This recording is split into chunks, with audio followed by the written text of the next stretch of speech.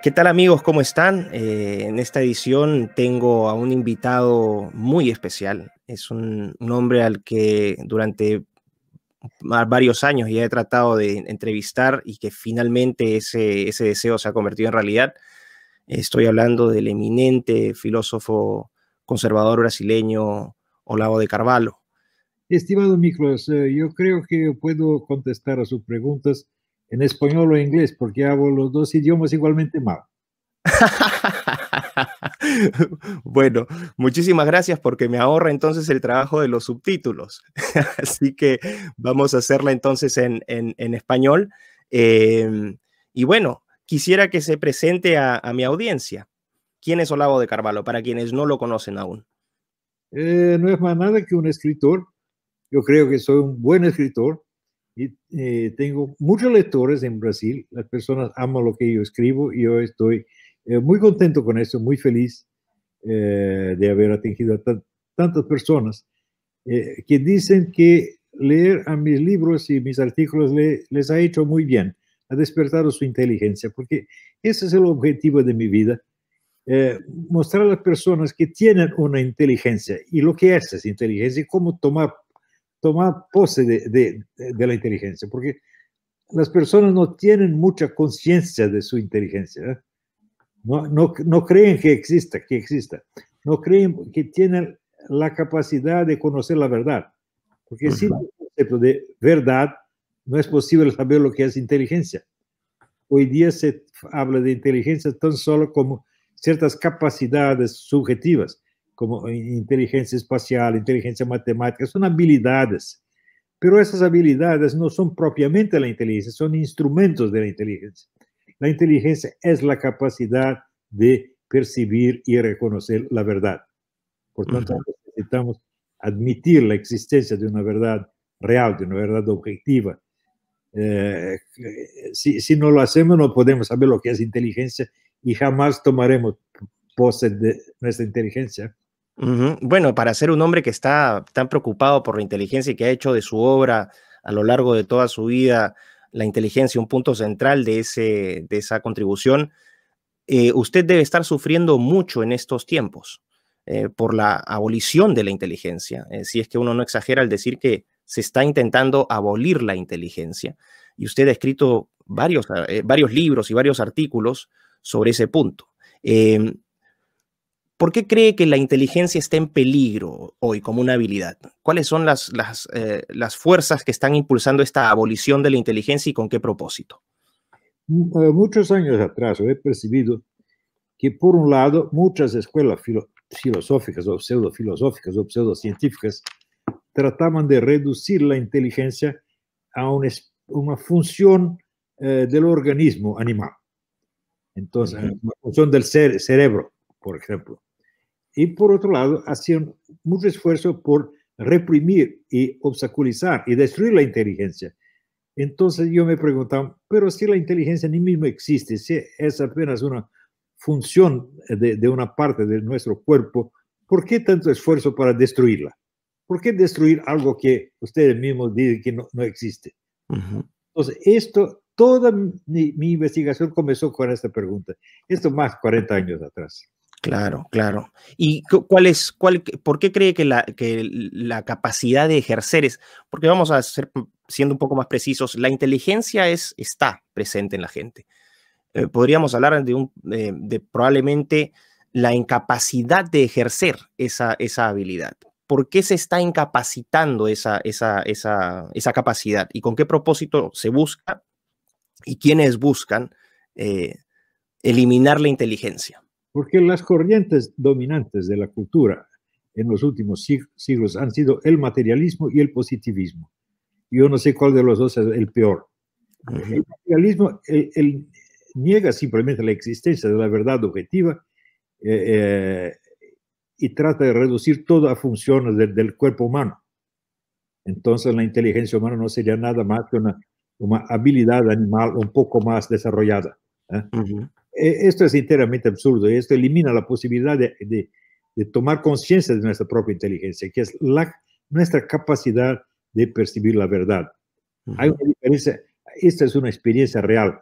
Cuando usted percibe entre varios pensamientos, varias ideas, usted percibe que una de ellas es real, que coincide con la realidad de los hechos. Es una experiencia específicamente diferente del mero pensamiento. ujú, Pensar es una cosa y saber es otra. Saber es saber la verdad, no pensar cualquier cosa. Por tanto, este es el punto, uno de los puntos centrales de mi teoría del conocimiento. Sin la admisión de la verdad, de la noción de verdad, no es posible saber lo que es inteligencia. ujú. ¿Y cómo definiría usted verdad? ¿Qué es la verdad? La verdad es un estado de cosas en el cual se está. La verdad no es una propiedad del juicio. El juicio es algo que expresa la verdad, pero antes de hacer el juicio tendremos que aprender la verdad. Entonces la Ujú, verdad es una forma de presencia. ¿Verdad? ujú, Esta es la noción del libro que ha sido escrito por mi discípulo Ronald Robson, conocimiento por presencia. Esa es la ujú. hay cosas que sabemos antes mismo de haber formulado su pensamiento. Por ejemplo, estoy charlando con usted. Hay muchas cosas en torno de nosotros que no están en nuestra conciencia en este momento, no entonces las sabemos. Yo sé, por ejemplo, que usted está en algún lugar del espacio. Usted no está en el vacío. ¿Sí? Ujú. Yo no he eh, prestado atención en eso, pero lo sé. Lo sé porque está presente. No está en mi conciencia, pero está en mi presencia. Claro, y en ese caso estaríamos, lo que usted estaría sosteniendo es que existe una verdad independiente de nuestros pensamientos y nuestras emociones. Sin duda, independiente de nuestro conocimiento y que es una condición previa de nuestro conocimiento. Si esta Ujú. verdad no existiera, no podríamos jamás saber cosa ninguna. Claro, entraríamos al terreno de la postverdad, ¿no? Sí, posverdad o preverdad. ¿Y cuáles son los peligros? Bueno, también podría ponerse en esos términos, pero ¿cuáles son los peligros de entrar, de ingresar a una sociedad, o no una sociedad, sino de ingresar a un mundo donde la posverdad triunfa sobre la verdad? ¿Qué peligros abre eso? Es la universal estupidificación, es la reducción del ser humano a un estado animal o subanimal, infraanimal. Es, entonces, esas criaturas son muy fáciles de dominar. Ujú, Entonces, la dictadura perfecta, la dictadura claro. científica, por así decir, perfecta. Ujú, No podemos permitir que bueno, no podemos observar eso con indiferencia. No ujú. podemos estar ni observar con indiferencia. Tendremos que luchar, porque esa es la defensa de lo que es más esencial en nosotros, que es la inteligencia. Ujú, ujú. Muy interesante. Usted plantea entonces esta definición de verdad em, en este mundo que es utilitarista, que es materialista, una verdad que está siendo golpeada, ¿no? Por este intento deliberado de embrutecer o idiotizar a los colectivos. Y la tentativa de reducir la inteligencia humana a una especie de inteligencia animal Ujú, solamente más desarrollada es enteramente absurdo. Voy a dar un ejemplo. Un animal puede hacer una promesa. Un animal puede prometer hacer algo en el año siguiente, el mes siguiente. No puede. ujú, La inteligencia humana presupone un dominio del tiempo que es absolutamente inaccesible al animal. ujú. Las diferencias entre el ser humano y los animales no son diferencias de cantidad, son diferencias de naturaleza, de sustancia. Y eso Claro. es lo que tenemos que asumir y asumir la responsabilidad por nuestra inteligencia. Nosotros somos seres inteligentes que tenemos un dominio de nuestra situación espacio-temporal que es absolutamente inaccesible a los animales. Ujú, ujú. Ahora, usted menciona este concepto de verdad, vamos a poner una verdad em, materialista o realista. ¿Qué diferencia tiene esa verdad, por ejemplo, con la verdad trascendental, con la verdad de la religión? Ninguna, ninguna. Es la misma cosa.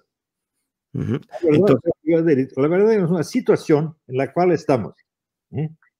Antes que lo tengamos plena conciencia de ella, ya estamos en esta situación. Estamos antes mismo de haber nacido.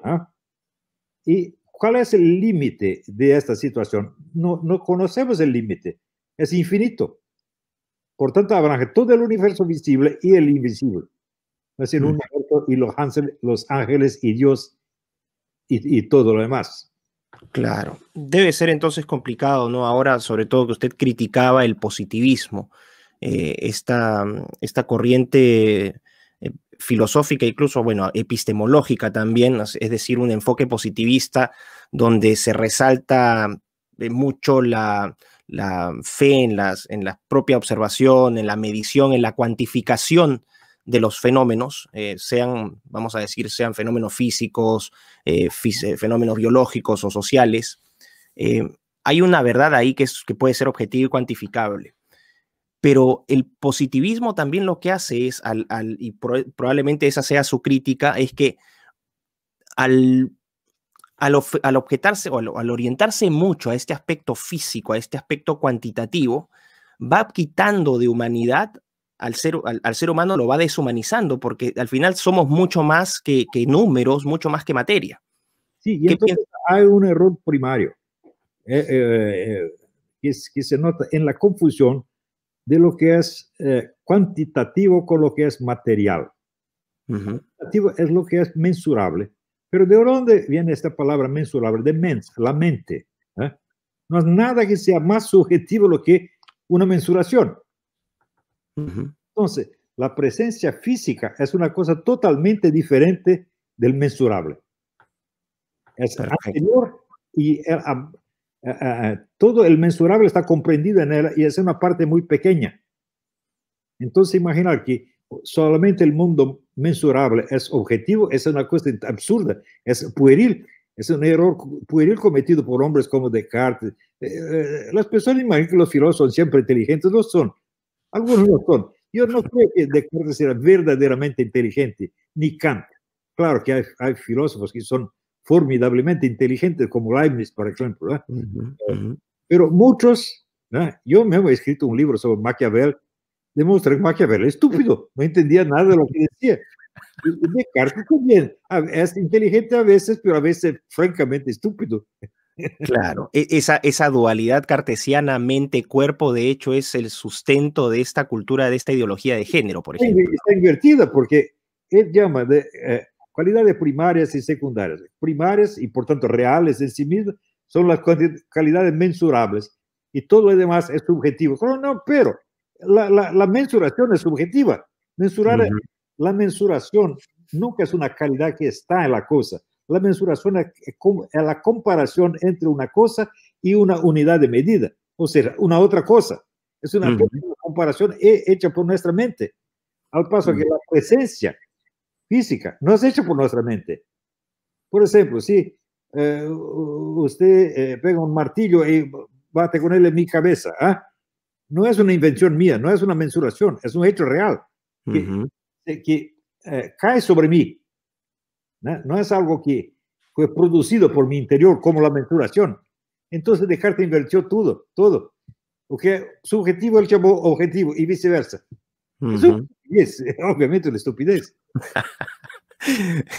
¿Por qué usted, en qué fundamenta? Porque usted es un conocido enemigo del comunismo, y yo comparto plenamente su trinchera, estamos al lado en esa batalla. ¿Por qué los jóvenes no deberían creer en el comunismo? ¿Cuál es su crítica al comunismo o sus críticas? Porque es toda una mentira pueril. La idea, por ejemplo, de la lucha de clases. Bien, hay lucha de clases, a veces acontece, pero si las clases siguen luchando todo el tiempo, ¿qué podrían construir? Nada. Entonces usted tiene las colaboraciones de las clases y a veces la lucha de las clases como en un matrimonio. El esposo y la esposa colaboran, pero a veces luchan. La lucha de clases no puede jamás ser el fenómeno fundamental de la historia, el motor principal de la historia. Es simplemente un acontecimiento, un hecho entre otros. Claro, al final vendría a ser una revolución que está constantemente preocupada de la destrucción, pero no promueve absolutamente nada. Y si es que uno, como usted menciona, lucha y lucha y lucha, al final se queda empantanado en esa disyuntiva. acreditaba que solamente el proletariado puede tener una visión objetiva de la historia, porque las otras clases tienen intereses, y esos intereses se mezclan con su visión de la historia y deforman todo. Pero los intereses del proletariado, según Marx, son los mismos que los intereses de la humanidad entera. Por tanto, el proletariado es la única clase que tiene una visión objetiva. Pero si esto es verdad, ¿por qué ha sido un burgués que ha tenido de informar eso al proletariado en vez de ocurrir lo contrario? ¿Por qué no ha sido un proletario que contó eso a Karl Marx? Pero Karl Marx, que era hecho de un ministro de Estado, pero no la burguesía. ¿Por qué tiene que un burgués mostrar al proletariado la visión objetiva que solamente el proletariado puede tener? Eso es absurdo, es un error pueril. Entonces, Karl Marx, por otro lado, Karl Marx otra vez observó que el proletariado necesitaba, estaba muy atrasado y necesitaba ser guiado, orientado por los intelectuales. Y eso es otra contradicción. Si solamente el proletariado tiene la visión objetiva, ¿por qué necesita un intelectual para enseñar alguna cosa? El marxismo está repleto de esas cretinices. No, en el inicio yo respetaba Karl Marx y acreditaba en lo que él decía. Después dejé de acreditar y por fin dejé de respetar. No tengo más respeto por Karl Marx. Me parece un individuo sumamente estúpido. Me gusta mucho su estilo, que es muy frontal. Sí, pero ahora, yo pertenezco a la profesión universitaria. Yo soy independiente. Yo puedo decir lo que yo pienso, no tengo compromisos profesionales, no tengo ¿cómo se dice? Un jefe. Claro. Pues no tengo ese problema que la intelectualidad universitaria tiene. Yo puedo decir que Karl Marx es un imbécil porque así lo veo. Pero si fuera profesor universitario no podría decir eso. Para decir eso tendría que esperar que toda la intelectualidad universitaria dijera lo mismo. Y eso muchos siglos. Claro, y ahora, sobre todo en estos tiempos, yo soy profesor universitario, pero en la universidad donde yo trabajo no tengo ningún inconveniente, gracias a Dios, hasta el momento.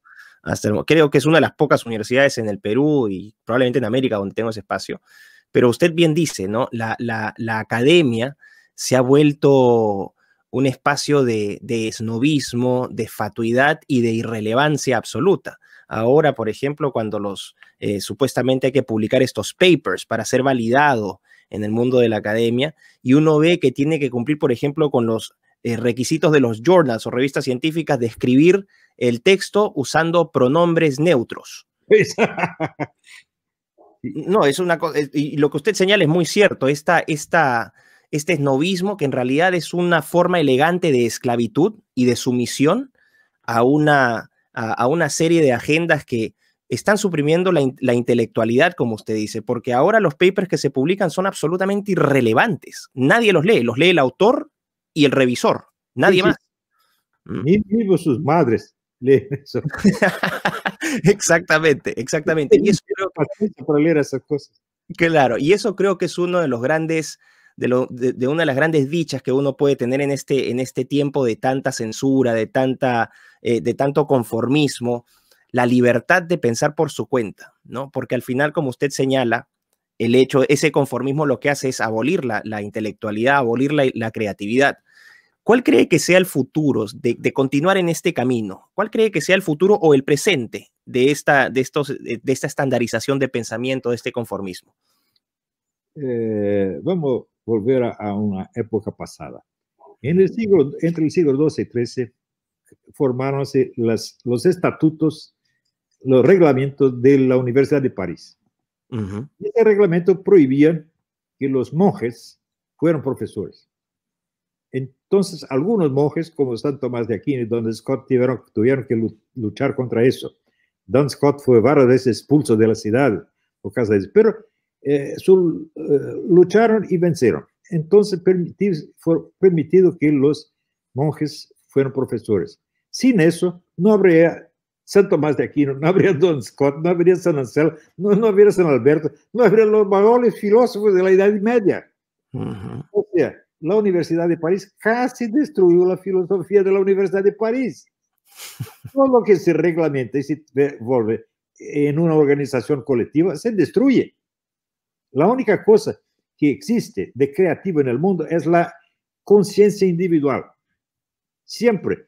Lo que descubren la verdad son individuos isolados que después la contan para lo colectivo. No, jamás al contrario.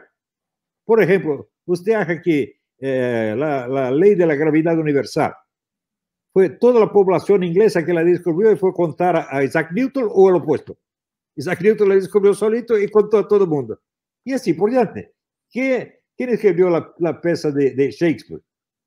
Fue toda la platea y después la contó a Shakespeare o Shakespeare escribió y contó a los otros. Entonces, apenas la inteligencia individual es creativa. La organización colectiva es represiva, es estupidificante, ella es necesaria, es claro, en beneficio de la propia colectividad, pero no en beneficio de los creadores. Los creadores no necesitan el colectivo para nada. Nosotros creamos las cosas y las damos al colectivo y el colectivo nos mata. Claro, o sea, entonces es este periodo de colectivización que también es enemiga de la creatividad, ¿no? Enemiga de la inteligencia.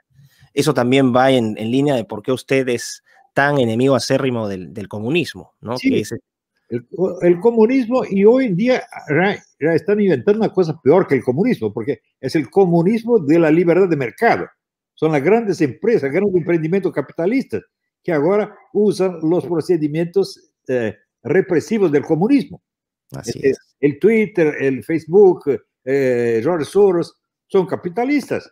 Claro. El problema no es, en los años 40, 30 o 40, el fundador del movimiento conservador americano, Albert J. Nock, escribió un libro bajo el título Nuestro enemigo, el Estado.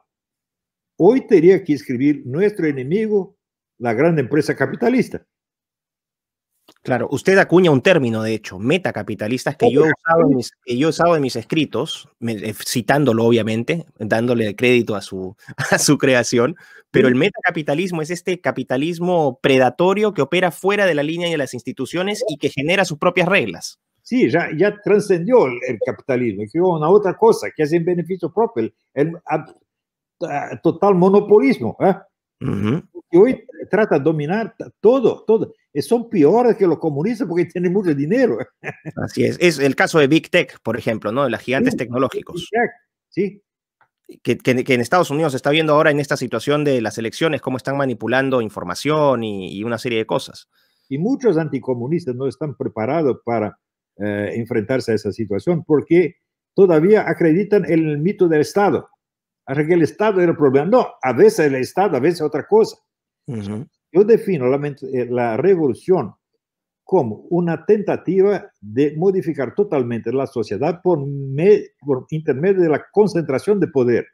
No importa si el poder estatal o sea poder privado.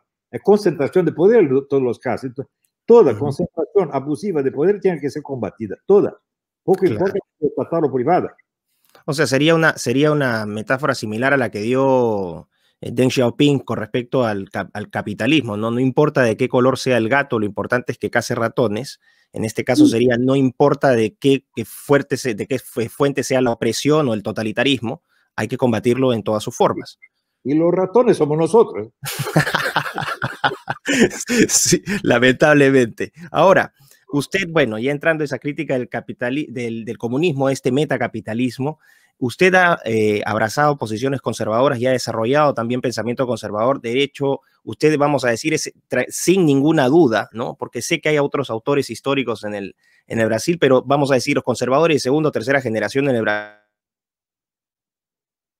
Brasil, usted es el padre absoluto.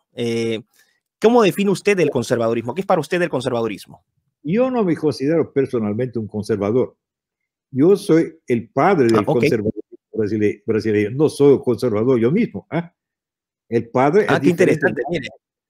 Porque yo creo que lo normal es que haya corrientes de izquierda y de derecha, pero en Brasil es solamente la izquierda por más de 50 años. Entonces yo he estudiado la formación del movimiento conservador como especie de, para contrarrestar esta influencia del monopolismo izquierdista. Porque veo, la población brasileña, como todas las pesquisas han demostrado, es acentuadamente conservador en moral, en religión, en seguridad pública. digamos, los conservadores en Brasil son 70 a 80% de la población. Pero en este país no había un único periódico conservador, una única universidad conservadora, un único partido conservador, nada, nada, una estación de radio conservadora, nada. O sea, la opinión majoritaria no tenía medios de expresión. Y yo pensé que era obligatorio ayudar a las personas a formar un movimiento conservador para contrabalanzar o contrarrestar esa cosa. Pero sin un compromiso ideológico propio. Yo no tengo ningún compromiso, puedo apoyar y sustentar lo que me parece cierto. ¿No? Poco importa que venga de acá o de allá. A veces la izquierda ha tenido razón en otras cosas, en otras épocas. Entonces, vea, los primeros a reaccionar contra la intervención extranjera en la Amazonia fueron los izquierdistas, que estaban y tendrían que ser apoyados, pero después que se han vendido, se vendieron los capitalistas. Claro. O sea, usted entonces ha sido, no voy a decirle un conservador, pero ha sido un promotor del conservadurismo circunstancial o coyuntural. Por la situación en la cual vivimos hoy, usted pensó hay que aplicar un poco estas ideas para contrarrestar el comunismo. Sí, yo puedo decir que yo soy el padre del conservadurismo brasileño, pero esto no quiere decir que sea yo mismo mi creación. Qué interesante, qué interesante. ¿Y usted qué valores rescata del conservadurismo? ¿Qué cosas rescata usted, qué encuentra valioso del conservadurismo? La cosa más importante es que el conservadurismo respeta el pasado, porque el pasado es lo único conocimiento que tenemos en el pasado. El futuro es solamente conjetura, imaginación. Pero hoy día, las personas que creen representar la autoridad científica hablan de descubiertas científicas futuras hipotéticas como si ya fuera su propiedad y se arrogan la autoridad de descubiertas meramente posibles en el futuro. Este es enteramente absurdo, este es esquizofrénico. El pasado es todo lo que sabemos. Pues hay que respetarlo y conservar y mantenerlo visible. Porque, por ejemplo, yo he vivido muchos años en São Paulo, la gran ciudad brasileña, pero todas las marcas del pasado, los marcos del pasado han sido destruidos, sustituidos por nuevas edificaciones. Entonces, la memoria pública desapareció. Y cuando me he cambiado de residencia pasada a residir en Río de Janeiro, yo he estado muy contento porque ahí todavía podía ver las marcas del pasado. Por ejemplo, caminaba por Copacabana y vi allí el preciso lugar donde habían morido los combatientes del comienzo del siglo, la revolución de los tenentes. Entonces, Río conservaba todavía la riqueza de la memoria del pasado, pero ahora hoy día está siendo todo destruido también. Todo destruido. Voy a hacerle dos preguntas más y ya para dejarlo tranquilo. ¿Qué opinión le merece, la pregunta obvia, qué opinión le merece Jair Bolsonaro en estos momentos? ¿En qué situación cree que se encuentra el bolsonarismo en Brasil? Yo creo que es un hombre muy buen administrador, muy bueno en la parte de la economía, las obras públicas, etc. Pero en el combate ideológico me parece muy débil. No propiamente en persona, pero las personas los consejeros que le cercan no son muy buenos. Mucha gente en la media dice que yo soy el gurú de Bolsonaro. Esa es una mitología, porque yo he charlado con Bolsonaro 4 veces. 3 veces por teléfono y una vez por 2 minutos delante de 30 personas en la Embajada de Brasil. Entonces, él puede haber gustado mucho de mi libro, pero no es un discípulo de manera alguna. Yo no soy su gurú. Este es absurdo. Los gurús del presidente son generales y abogados. No creo que sean buenas personas. No confío en ninguno de ellos, porque les meten ideas erradas en la cabeza. Hay un general, bueno, Mourão, no, era el juez Moro, creo. No, Mourão es el general y Moro es un abogado. Que ha sido ministro de Bolsonaro y lo ha traicionado enseguida. Los dos lo han traicionado. Es una cosa absurda. Él es nomeado ministro, él ya se imagina como el próximo presidente. Ah, ok, la ambición entonces. Es decir, toma el futuro como si fuera realidad actual, que es propio de la mentalidad mitológica. Todo lo que esperamos hacer el año que viene, lo tratamos como si ya lo hubiese todavía realizado. Es una de las características de la mentalidad revolucionaria, la inversión del tiempo, ¿no? ¿Y le ve futuro a Bolsonaro? ¿Qué cree que es lo que pase en los próximos años? No sé, yo espero que sea el hecho de nuevo, porque no hay otro. No hay otro. Bueno, un poco deprimente el futuro, ¿no? Son todos ladrones y mentirosos. Él es el único hombre sincero. Mismo cuando está equivocado, yo prefiero a él y no a los otros. Y ahora, con respecto a la situación que está ocurriendo ahora en Estados Unidos, con estas elecciones que están siendo seriamente cuestionadas, ¿qué es lo que cree que va a pasar? ¿Qué nos espera? ¿Cuáles son sus...? Lo importante es el siguiente. Ha habido una declaración oficial del Congreso americano de que no hay vencedores ni perdedores todavía. No tiene resultado la elección. Por tanto, todo eso es un bluff, ¿no? Es un bluff creado por la media. Por la prensa. La prensa, en los Estados Unidos, toda la prensa pertenece a apenas 6 compañías, 6 empresas. Entonces, 6 hombres deciden lo que los otros deben de pensar. Esa es una situación absurda. No era así cuando 50 años atrás usted tenía la concurrencia entre los periódicos. Hoy no hay más concurrencia, todo dice lo mismo. ¿Ya? Y como compensación no tiene más credibilidad. La población no cree más en él. ¿Ya? Claro. Entonces yo creo que la prueba de la fraude es evidente, no hay como negar. Pero en otras ocasiones ya hubo situaciones igualmente fraudulentas que el establishment aceptó como si no hubiera nada, como si no hubiera problema. Los famosos documentos falsos de Barack Obama. Claro. Jamás investigados. Es interesante porque hubo una periodista americana, me he olvidado su nombre, no era muy conocida, y él descubrió la cuestión de los documentos y mostró que los documentos eran falsos, y son realmente falsos, ¿no? Especialmente su certificado militar. ¿No? Es obviamente manipulado, han raspado los números de la, ¿cómo se llama? Del registro. Registro, sí, sí. Y casi inmediatamente Hillary Clinton mandó su abogado, Philip Berg, publicar una noticia de que Barack Obama había nacido en Kenia. Entonces la discusión fue cambiar de dirección. De la cuestión concreta de los documentos se pasó a discutir toda la mitología de keniana. Creó una confusión terrible y no se llegó a conclusión ninguna. Entonces usted hablaba que decía que los documentos de Obama eran falsos. Las personas se contestaban, usted está diciendo que él nació en Kenia. Claro, ok. Es muy absurdo. Un distractivo total, un distractivo total. ¿Tiene esperanza entonces? ¿Tiene alguna esperanza en lo que sucede en Estados Unidos? Porque un gobierno de Biden, bueno, en realidad de Kamala Harris, ¿no? Porque Biden no gobierna, ni siquiera de Kamala, o sea, de los, vamos a decir, los donantes de Kamala y de Biden, ellos van a gobernar, pero ¿tiene esperanza? ¿Qué es lo que va a pasar? Es un retardado mental, ¿eh? Es un hombre doente, ¿eh? Doente de la cabeza, tiene problemas.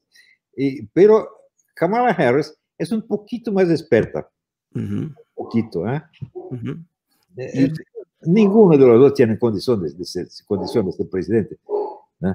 Yo creo que Trump tiene grande posibilidad de mantener su posición, porque la prueba de la fraude es muy evidente, ¿eh? No hay que negar. Claro, pero la prensa se ha encargado obviamente de ocultar eso. Pero que nadie más cree en la prensa. Sí, bueno.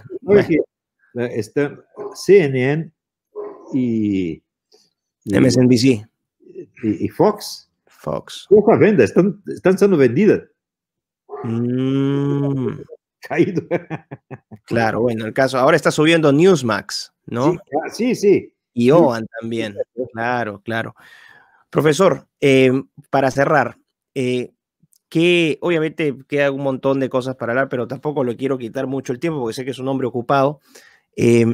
Un mensaje que le podría dar a usted a los jóvenes de América Latina, que en estos momentos están viendo muchos de ellos con mucha desesperanza el futuro. No aquellos que se han comido el cuento, que hay muchos, ¿no? Los que usted dice, esos que han sido víctimas de la abolición de la inteligencia, pero aquellos que todavía mantienen esperanza de que esto puede cambiar. ¿Qué mensaje le da a los jóvenes que lo están escuchando, que lo pueden escuchar? ¿Qué les diría? Hacia adelante. La cosa más importante, ustedes deben confiar en su capacidad de conocer la verdad, de descubrir y conocer la verdad. No crean en que la niega, porque quieren ganaros. Perfecto. Confíen en la inteligencia, porque la inteligencia es un don divino. Es la marca de Dios en nosotros. Claro, la inteligencia es libertad.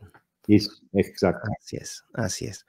Profesor, ha sido un gusto. Muchísimas gracias por atenderme. Me he quedado con un montón de preguntas, pero tampoco lo quiero agobiar. Y bueno, gracias por este tiempo que ha pasado conmigo y le deseo los mayores éxitos en su trabajo. Tienen una persona que lo admira, que lo respeta mucho, que no cree en esa biografía que le escribieron en Wikipedia, que es una defecio. Y le mando un fuerte abrazo a la distancia. Nuevamente, mil gracias por todo. Muchas gracias. Disculpe por la mala calidad de mi idioma español. Creo que ha pasado. Está muy bien. No, pero me parecía. Dios lo bendiga. Muchísimas gracias. Hasta luego. Hasta luego. Gracias.